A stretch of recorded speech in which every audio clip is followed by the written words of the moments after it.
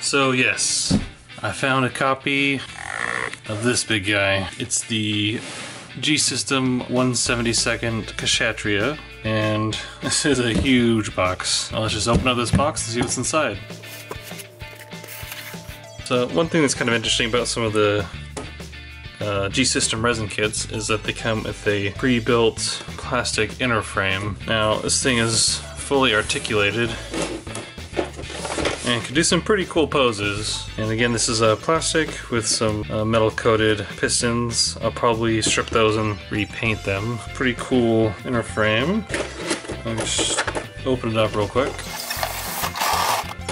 You can see in these joints here, these are screws, and you can tighten or loosen these as needed depending on the requirements of the build. I will be eventually cleaning this up and doing a pretty sturdy paint job on it to make sure that nothing scrapes during assembly. This will be a good platform for the build to get started on. Fully functional hands. I'll just pick this back up.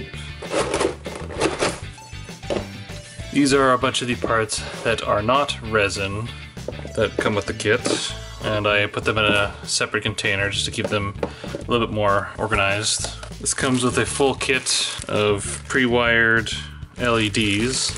I've yet to test them yet, but hopefully everything is on the up and up. Otherwise, just gotta learn a little bit more about the LEDs than I currently know. And some switches to turn them on and off. And it looks like it comes with some batteries and so essentially you can make it self-lighting or plug it into the wall outlet. As standard with a lot of kits that I've seen from G-System, you get some really nice full color photos.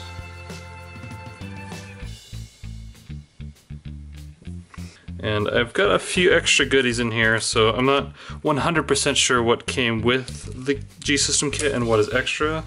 These beam sabers here, these are some extra ones that were thrown in by the gentleman that I bought the kit from. But these are LED beam sabers, 1/60th scale. So they're a little big, but the Kshatriya is really big anyways, so I think these will fit right in. So they're self-contained batteries within the handle. So I'll give that a review later on, but also from G-System. There's some full color instructions. Show you how everything's assembled and where to place the LEDs. There's some photo etch as well, additional detail. There's some assembly for the inner frame, parts count list, information on the LEDs, what else comes with it. So there's a ton of metal parts and pistons, poly caps, set of water slides, and I believe a chart for the LED arrangements. Also a giant sheet of decals, water slides. I will probably supplement these with additional decals. So here is a sheet of photo etch parts for the Kshatriya. These look like they're maybe for the binder arms. And here is another full hand set. So these are 1/60th scale hands. I'll have to see comparison to the inner frame what scale that one is.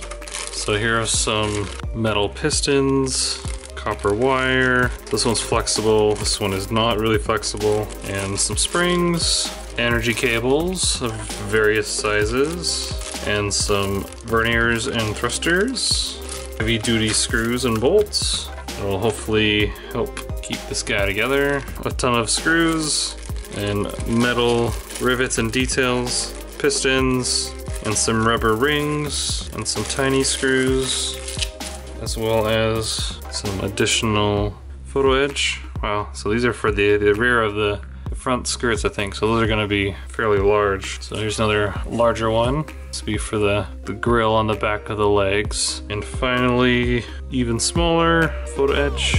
Pretty cool looking.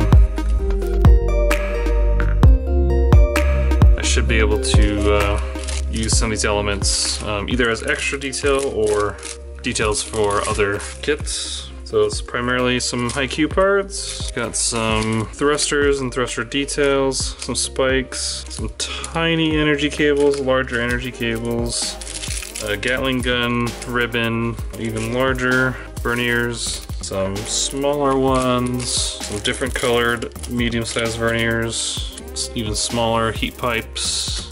These ones are all taped together. Medium to small heat pipes. various sizes, very tiny, and another of those thrusters. So like I said, I don't know exactly which ones might be required for this set, but I'll find out which ones, and then the rest will be free to use in other builds, so that'll be fun.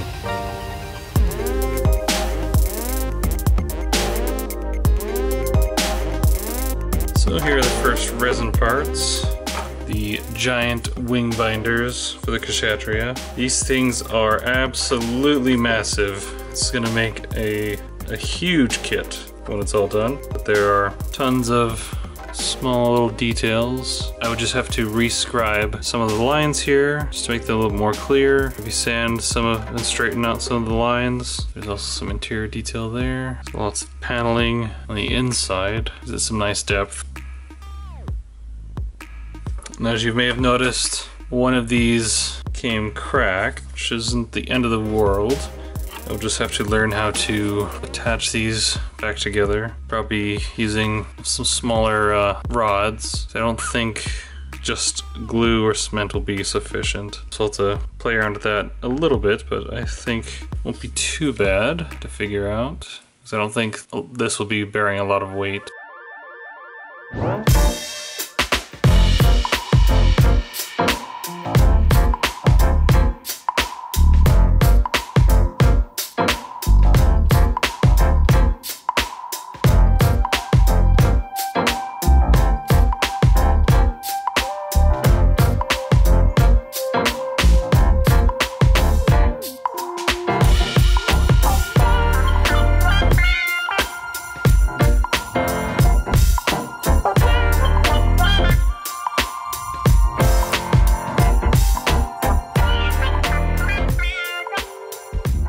Alright, so here are the parts for the interior of the binders. And then going through some of the parts, looks like there is only one minor part that was damaged, and there was this little extra tab here. Again, fairly minor. Should be able to just use some cyanoacrylate glue on that, I think. Maybe some gap filler. You can try to a pin, it's really thin though, but we'll have a look. Luckily, I think it's just some detail.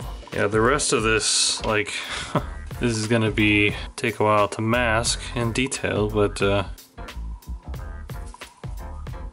it's pretty incredible. So these are the spots where the funnel's attached to, interior elements of the flap, and of course some of the miscellaneous parts. I think these are for the chest vents, or these are actually, I think there might be thrusters on the outside, but there are, how many, 24 fin funnels to make an assembly line for these guys, but pretty immaculately detailed. It's going to be a bit of a pain to, if I want to say, make the nozzles there like chrome or metal or something, but we'll see what happens when we get there.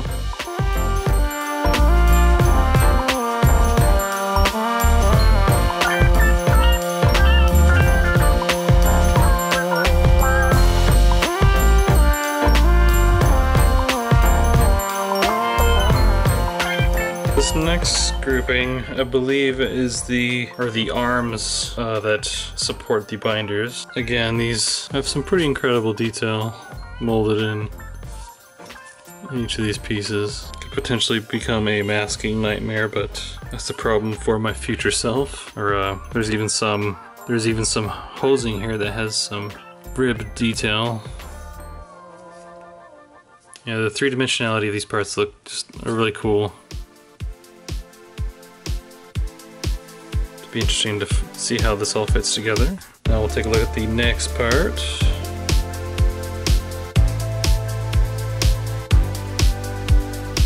So here we've got the elements for the head. Again, more really cool detail. There's the mono eye. Quick look. There we go. This would be like the jaw underneath. Main fin attached to the helmet.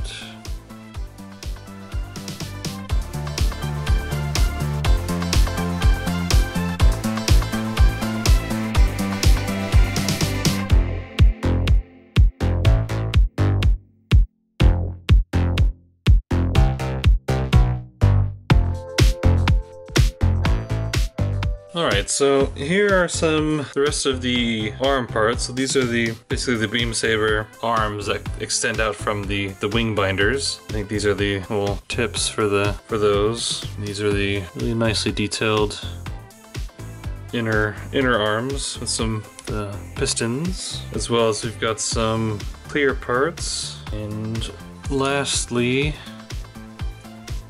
other than these other small parts, we got the largest main thrusters, which are also plastic, like the inner frame, but I'm going to be stripping the plating off of these and repainting them my own all-clad color. I'm not exactly sure what it's going to be yet, but not a huge fan of the plating, but the detail sure is really nice.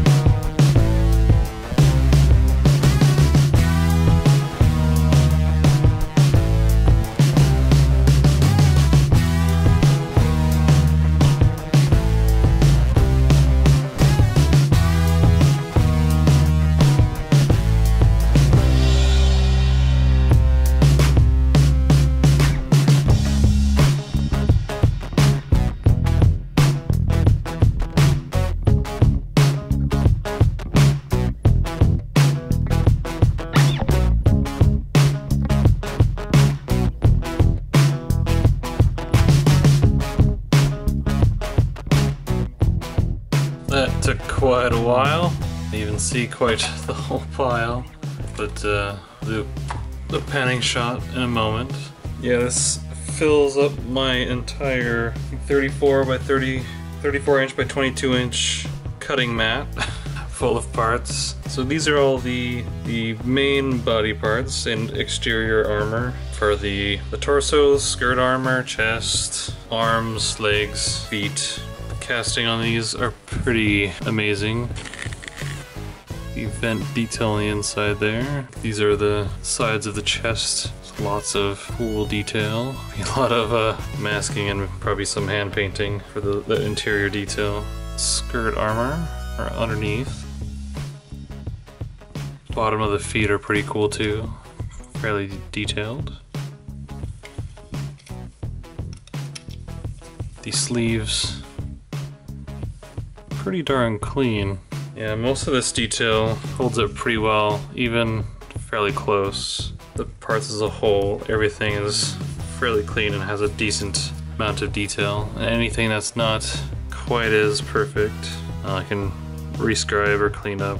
And some of that could have been the imperfections from the original mold, and some of it is probably the mold breaking down over time during the casting process.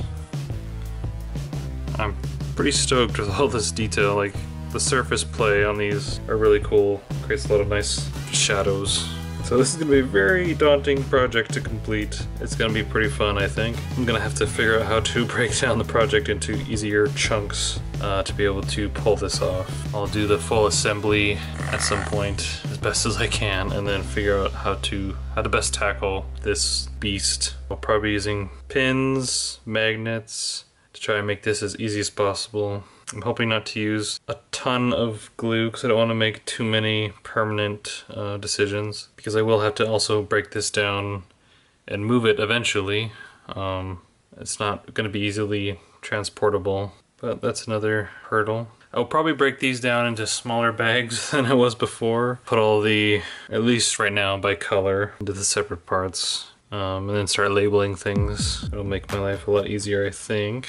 Stay tuned on my channel, and maybe after I finish a couple of the other projects, I will start on this one, and we can go through the build process and some of the things required to build a complete resin kit. Well, this one does have a plastic inner frame, but because of the bulk of this kit and the complexity, I think the resin's gonna give me a little bit of headaches, but if I can fix the warping and get the fittings correct, it should go a lot smoother, I think. But for now, let's check out a couple of the panning shots, and we'll see you in the next video.